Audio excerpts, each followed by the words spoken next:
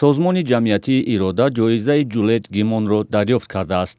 ин ҷоизаи байналмилалӣ барои рушд ва тарбияти кӯдакону наврасони аз таҳсил дурмонда ва ба ҷомеа ворид кардани кӯдакони дорои аутизм мебошад.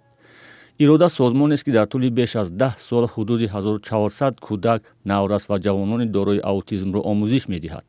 ин созмон мехоҳад ба онҳо зиндагии мустақилонаро ёд диҳад. Мы недавно участвовали в конкурсе, который объявил наши партнеры. мо ба қарибӣ дар озмуне ки ҳамкори мо бунёди глобалии кӯдакон барои ҷоизаи ҷулет гимон эълон карда буд иштирок кардем.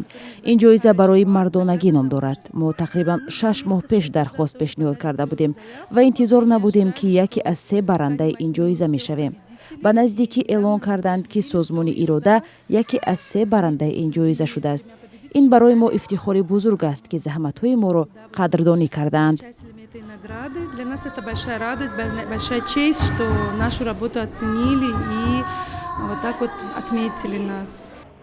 кӯдакон ҳар рӯз чанд соат назди мураббиёни маркази дастгирӣ ва рушди кӯдакони дорои аутизм ё дар худмондагии ирода соддатарин дарсҳоро мегиранд. рафтору дарки аксари онҳо дар тӯли чанд моҳ ба таври қобили мулоҳиза рушд мекунад. ҳоло ба таври доимӣ 183 кӯдакону наврасон дар ин марказ таълиму тарбият мегиранд. Вақте ки мо нав марказа кушодем, аз ҳама майда буд кӯдаки 9 сола. Аз 9 амихел и боло.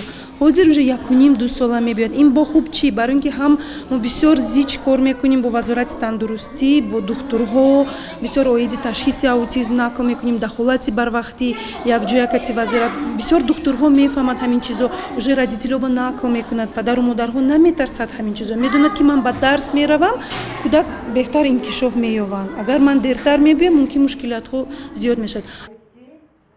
дар маркази ирода ҳамзамон бо кӯдакону наврасони дорои аутизм падару модар ва наздиконашон ҳам дар мавриди муносибат ва тарбияти ин гуна кӯдакон дар хонаро таълим мегиранд.